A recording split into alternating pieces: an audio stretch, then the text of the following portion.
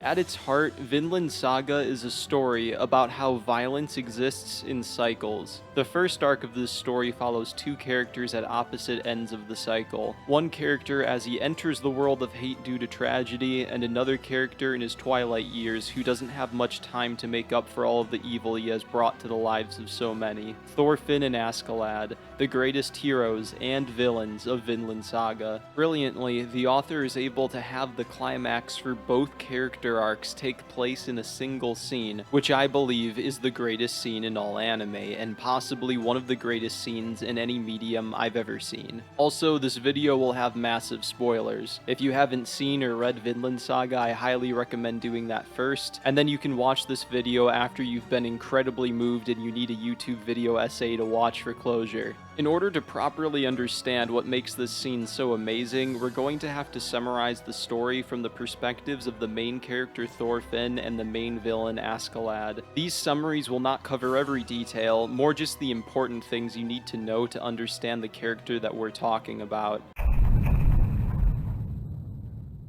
Thorfinn's story begins with him as a child in Iceland. He's happy, despite having a somewhat difficult life surviving the land's cold winters. His father Thors used to be the strongest living warrior in the known world until he decided that he needed to escape the cycle of hatred and violence for good. Thors did this by faking his own death so that he could escape the Vikings to live a quiet life with his family in Iceland. This worked for a time until Floki learned that Thors is still alive. Floki is a vain man who is jealous that someone so much stronger than him can even exist. This caused Floki to always feel like Thors was looking down on him, even though he probably wasn't, and now he desires revenge for his wounded pride. Of course, Floki is too afraid of fighting the strongest man alive to kill Thors himself, so he hires the Viking Askeladd to do the deed for him. Floki gets Thors to leave his home by asking him to rejoin the Vikings, only to lead him into Askeladd's trap. Thorfinn wants to go on an adventure, so he sneaks on board the ship, much to his father's dismay. Once they are ambushed, Thors is able to beat up most of the Vikings without a weapon, and defeats their captain Askeladd in a duel. Unfortunately, Thors is a pacifist and refuses to kill Askeladd when given the chance, which gives time for Askeladd's right-hand man, Bjorn, to jump ship and take Thorfinn hostage. Askeladd gives Thors an ultimatum: either throw down his sword and die, or Bjorn will murder his son. Without giving it a moment of thought, Thors sacrifices himself so that his son can live. This is the turning point for Thorfinn, where his life is irreversibly changed by violence. Askeladd, a despicable Viking who lives for greed, murdered his own father. To make it all worse, the only reason Thors died was because Thorfinn was weak. He disobeyed his father's commands and became a liability, which led to Thor's death.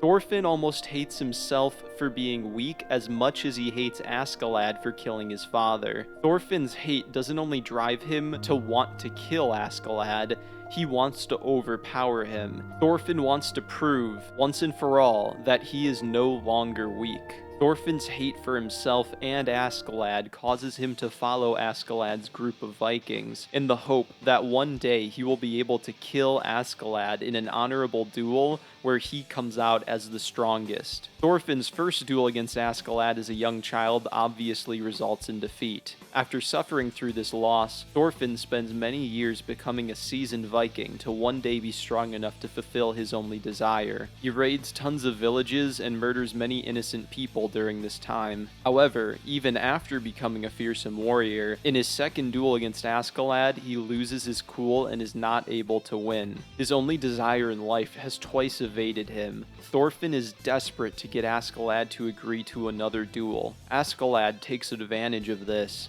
and asks Thorfinn to defeat the strongest man in all of Britannia, Thorkel the Tall. Thorfinn also loses this fight, but not without taking a few fingers off of the Viking brute. This impresses Thorkel since he loves war but is so strong that no one is ever able to challenge him in combat, so he lets Thorfinn live in the hopes that they will one day have another exciting battle. Thorfinn and Askeladd are leaving London after failing to defeat Thorkel, and the King Sweyn orders his son Canute to stay with the 5th of the troops to get more battle experience. However, in reality, the king does this because he wants his weak, cowardly son to die to Thorkel. This results in Canute getting kidnapped. A survivor of Canute's army finds Askeladd and asks them to save the prince. The greedy Askeladd sees this as an opportunity for power, and murders the messenger. After all, he can't have the main army show up to save the prince and steal all of the glory. From here, Thorfinn saves Canute, only for Askeladd to take them to Wales to avoid battling Thorkel the Tall. After traveling on foot through the harsh snowy mountains of Wales for a long period of time, Askeladd starts to run out of food for his Vikings, so he raids a nearby village. Even with all of the village's food, there's barely enough for his men to survive, so Askeladd decides to murder every man, woman, and child in the village. This is another irredeemable act of evil committed by the main villain Askeladd,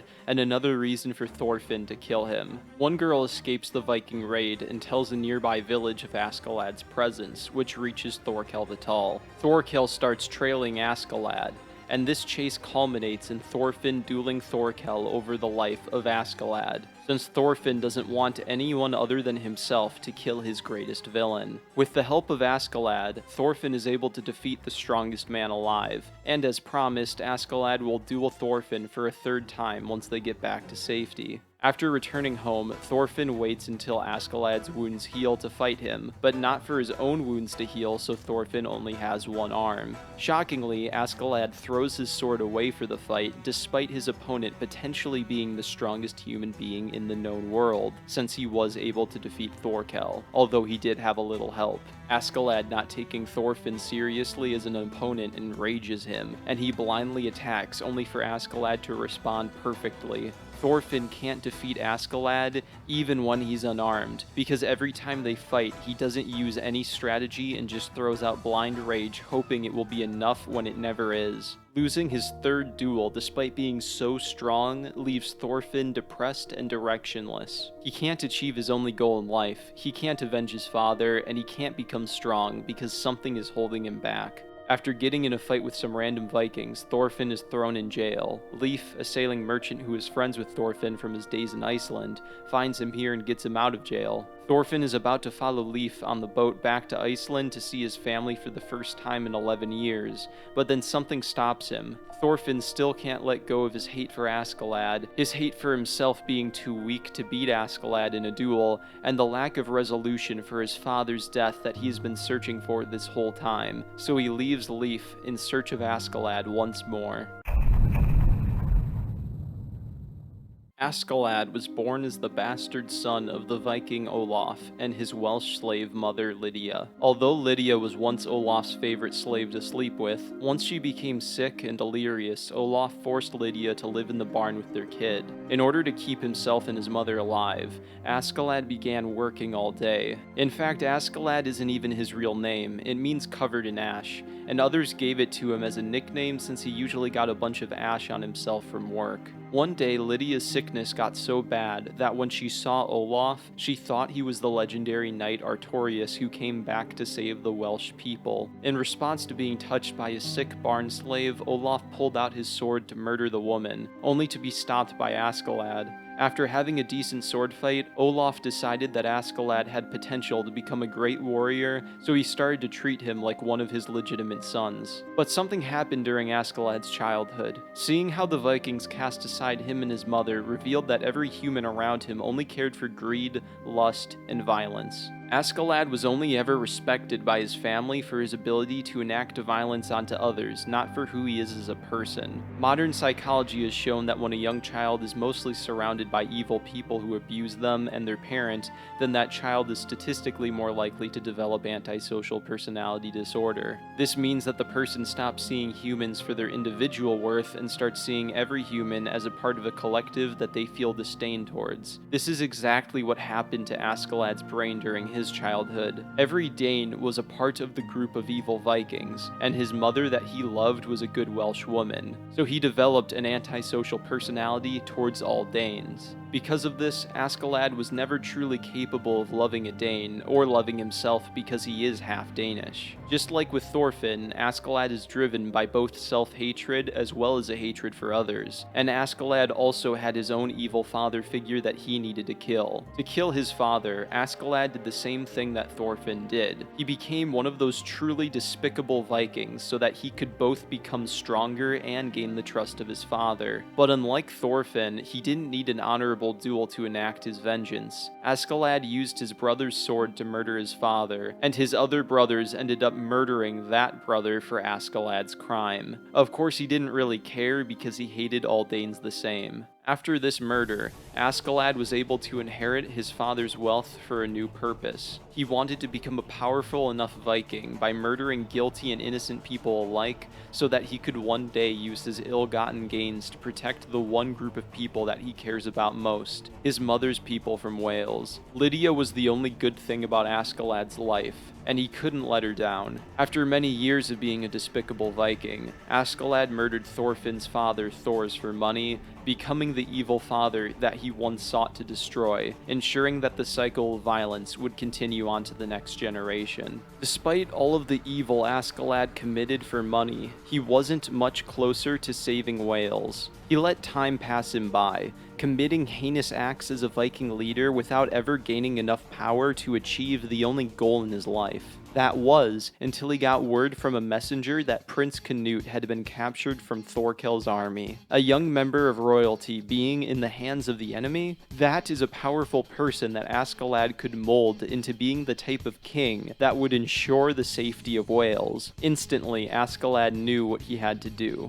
So he cut off the head of the messenger. In order for this plan to work, the only person who could save the prince is himself. After saving Canute, Askeladd traveled to Wales. He claimed that they were traveling by foot and not by boat to be considerate to the Welsh people for allowing them safe passage, but it was really because he wanted to help Wales as much as possible in case they were at war with the Danes. Askeladd also chose to travel through Wales so that he could force Canute into signing a peace treaty with the country. Although Prince Canute may be a coward, he is also adverse to violence. Askeladd knows that if he can mold Canute into being a stronger man, then he wouldn't have any desire to break the peace treaty, while the current king of the Danes, Sweyn, breaks every peace treaty that they enter. In order to gain the trust of the Welsh people, Askeladd tells them that he is a descendant of the legendary Welsh knight Artorius. This convinces the king that he is more Welsh than he is a Dane, so they agree to his peace treaty. While marching through the snowy mountains of Wales, Askeladd and his Vikings are running out of food, so his only choice is to raid a local village. When they don't have enough food, Askeladd decides to murder every man, woman, and child in the village. Of course, this is the last thing that Askeladd wants to do, but he knows that Prince Canute is the best chance Wales has of not being invaded by the Danes, so he sacrifices one village to the Vikings in the hope that he can save hundreds more. Another reason Askeladd murdered everyone is because if a single person escaped, word could reach Thorkel of their presence in Wales. Unfortunately, one girl was able to escape, so all of the villagers' deaths were in vain. Before learning that they are being pursued by Thorkel, Askeladd makes sure to murder Prince Canute's protector Ragnar. Ragnar is the embodiment of the devouring mother, sheltering a child he cares about from all danger and conflict, out of fear from all of the pain his child would endure when put into the real world. As long as Ragnar is alive, then Canute will never become strong enough to be king, so Askeladd has to kill him. After some time, Askeladd learns that Thorkel is trailing him not too far behind, so they begin marching. Naturally, his greedy band of Vikings care most about self-preservation, so they turn on Askeladd in the hopes that they won't have to fight Thorkel, the strongest man alive. They want to give up Canute in the hopes that Thorkel will let them live, but Askeladd will not let go of his only chance at protecting the people he loves most. The only two men who stay loyal to Askeladd are his right-hand man Bjorn and the angry boy Thorfinn. Askeladd tasks them with protecting Canute while he fights the rest of his own men. In this fight, Askeladd is finally honest with his followers and tells them that he has always hated every single one of them because they are worthless Danes. Before Askeladd can die, Thorkel reaches them. After learning that all of Askeladd's men want to surrender, Thorkel murders almost all of them because he is a crazy man who only lives for the thrill of battle, and he is upset that they tried to deprive him of his greatest pleasure. Before Thorkel can murder Askeladd, Thorfinn rides in on horseback to challenge Thorkel to a duel. If Thorfinn wins, he and Askeladd both get to live, and Askeladd has to do a third duel with him. And if he loses, then they are at the mercy of Thorkel. In an odd twist of fate, the hatred that Askeladd brought into Thorfinn's life is now the only thing keeping him alive. With a little help from Askeladd, Thorfinn is able to defeat Thorkel and save both of their lives. Canute returns, no longer a cowardly prince, but as a strong leader. During the battle, Canute realizes that because of his bloodline, he has the power to become a good king who could free the world of needless suffering and slavery. This realization, combined with the death of Ragnar, caused him to change. Canute is also aware that his father has been putting him in danger to get him killed because Sweyn doesn't think that Canute can be a good king. Canute knows that either him or his father are going to have to die, and now he has the determination to make sure that he will be the one who survives. Canute's plan to overthrow his father, combined with how he no longer fears death, impresses Thorkel, so Thorkel teams up with Canute and Askeladd to defeat Sweyn. The band of Vikings return to Gainsborough for the upcoming Imperial Council. In order to have a political advantage at this council,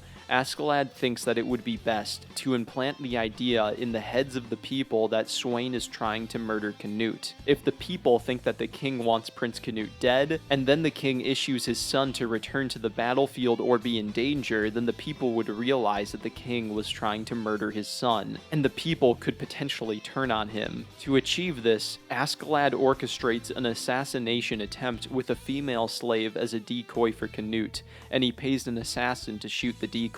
This results in the assassin murdering the slave and Thorfinn murdering the assassin. These deaths are just more sacrifices towards Askeladd's final goal. But before he can proceed with the Imperial Council, Askeladd has to battle Thorfinn in the duel he promised. Askeladd defeats the boy easily, and explains that Thorfinn can never win because he is too blinded by rage to fight strategically. In order to provide some sense of closure to the kid who saved his life so many times, Askeladd explains his childhood story. Askeladd is wise enough to realize that he is in the cycle of violence that was given to him by his father, and that he has now passed on to Thorfinn. Askeladd explains his childhood story to Thorfinn, in the hopes that he can finally understand that they aren't all that different, but Thorfinn rejects this reality and returns to the belief that murdering Askeladd will finally bring him closure. Now that Askeladd has won his duel against Thorfinn for the third time, everything is in place for him to win at the upcoming Imperial Council, and to eventually save Wales.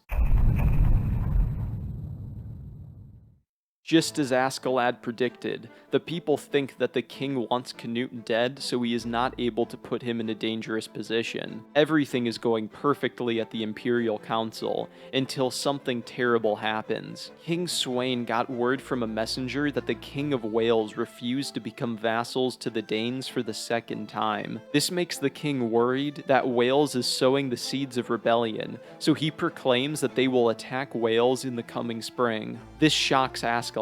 He was so close to fulfilling his life's desire of protecting the people he loves most, only for it to be ripped away from him at the last second. Jomsvikings commander Floki notices Askeladd's shocked response from hearing that they will invade Wales, and he tells the king that invading Wales may be Askeladd's weakness. Askeladd decides to protest the king on this matter. He says that they would gain little from invading the mountainous terrain of Wales, since the land is both bad for farming and hard to navigate. The king responds by congratulating Askeladd on being a loyal vassal who speaks his true feelings, only to whisper the truth to him in secret. Wales or Canute? Choose one. The king continues by explaining how he doesn't even care about Wales, and only wants Askeladd to help murder his son.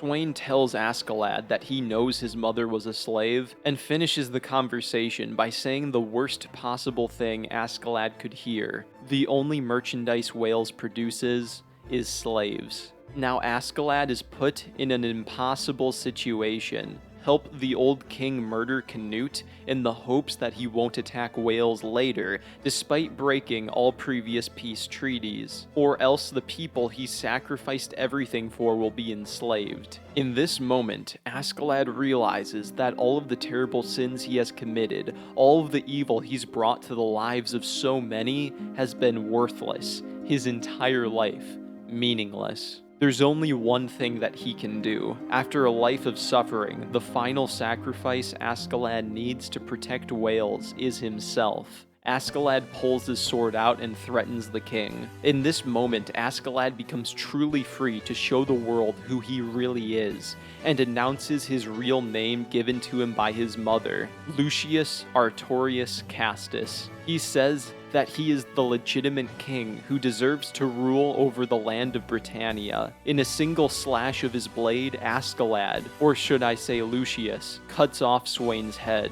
Askeladd is intentionally playing up his insanity to make people think that Canute isn't involved with the death of his father. Although this is true, on some level, this is the most honest and sane Askeladd has ever been in his whole life. Askeladd always hated himself and everyone around him for being greedy Vikings who deserved to die, and since he's half Welsh, he always saw himself as better than all of the Danes around him. Now Askeladd is finally being honest with everyone. He really believes that the Danes are scum of the earth, and that he deserves to be king of all of Britannia, not Sweyn. Askeladd is playing a character here to help Canute and in turn to help Wales, but this character is more honest than the person he pretended to be when he was a Viking. I love the moment when Floki yells at Askeladd, "You killed the king," only for him to reply with, "What are you talking about? I'm right here, alive and well." Askeladd has a genius character arc that is completed in this scene. He's introduced as the irredeemable villain who murders an honorable man like Thor's just for some coin. Askeladd then transitions to being a sympathetic villain once you understand his backstory and realize that all of the evil he commits is done to protect the people of Wales from Viking invasions. However, once Sweyn threatens to enslave all of Wales, Askeladd is no longer a villain. He's not even an anti-hero. He's the main character. Askeladd lived a terrible life as a Viking. He killed so many innocents that there is nothing he can do to redeem himself, and he knows that. He hates himself. Ultimately, he is an irredeemable villain, but in this one scene, we're all still rooting for him to save Wales from the Danes. This is why Vinland Saga is so genius. The author introduces Askeladd as irredeemable, only to reveal at the end that his cause for fighting is more just than the main character's desire for revenge. Not only is this scene the climax of Askeladd's character arc, but also the moment where he is irrefutably the hero of Vinland Saga. The actual main character, Thorfinn, arrives at the Imperial Council to find Askeladd battling all of the Vikings. Thorfinn needs to be the one to kill Askeladd, so once again, he risks his life to save his greatest enemy. Unfortunately, this time Thorfinn is too late. Before he can save Askeladd, Canute stabs him through the heart. It's at this moment that Thorfinn's entire world comes crashing down. His entire life's purpose was to become stronger than the guy who murdered his father, and now it's been robbed from him. In this moment,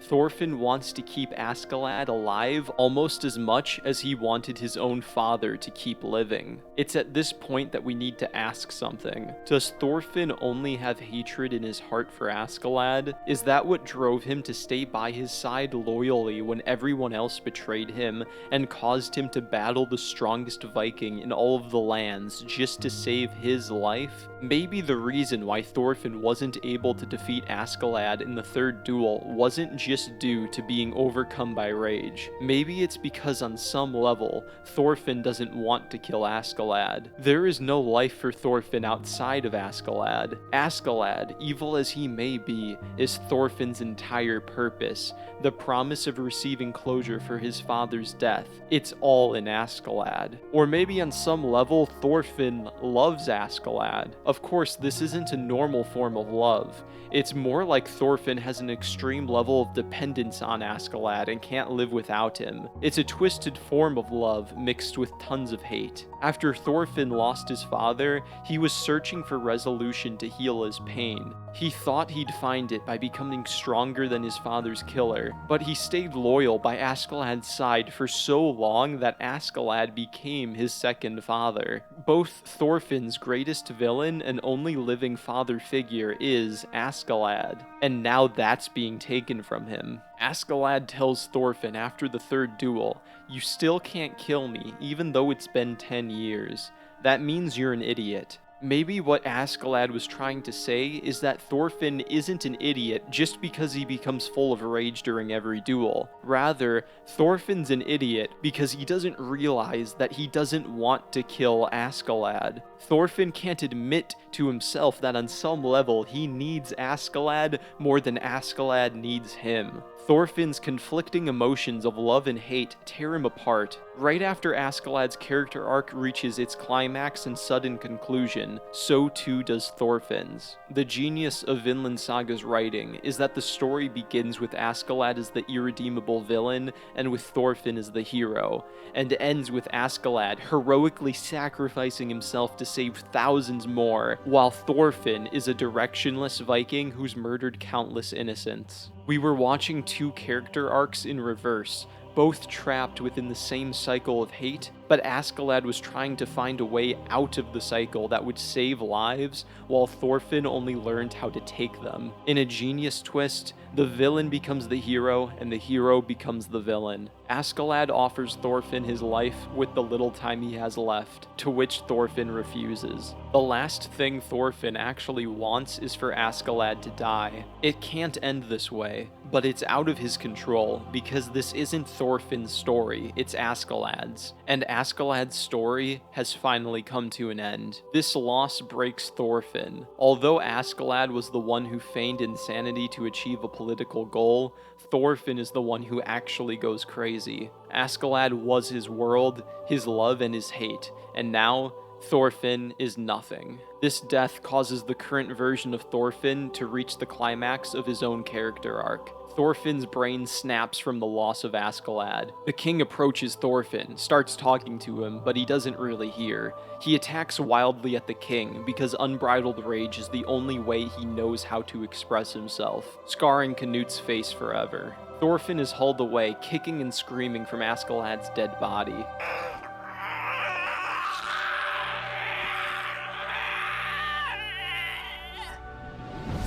In a beautiful moment, he drops the knife his father gave him to use only for protection, a promise that he broke. We see all of Thorfinn's memories from being a happy child to a vengeful teen. Thorfinn dropping the knife represents how his life of vengeance is being ripped away from him, so his weapon is no longer valuable. Thorfinn's only one desire now is for Askeladd to come back to life, just like how he felt 11 years prior when his father died at Askeladd's hands. Tragically, Thorfinn's story begins with him losing a father, and it ends with him losing another father. A smart man who wrote books I didn't read once said that the only thing worth writing about is the human heart in conflict with itself.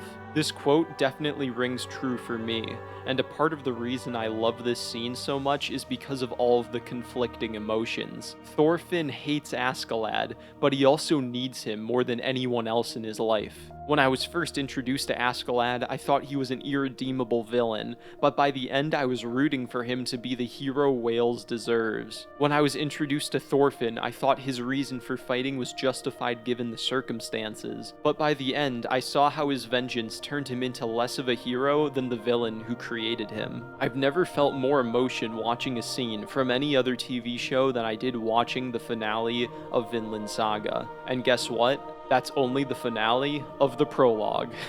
Vinland Saga is an absolute masterpiece. I also love all of the other arcs in the manga, so if you guys want, I might make a video on Season 2. If you guys want me to continue covering Vinland Saga into Season 2, please like, subscribe, and I also have Patreon for donations. And if you don't want me to keep covering anime, I will make more videos about Dark Souls and video games, so don't worry about that. Anyways, thanks for watching, and I'll see you guys next time.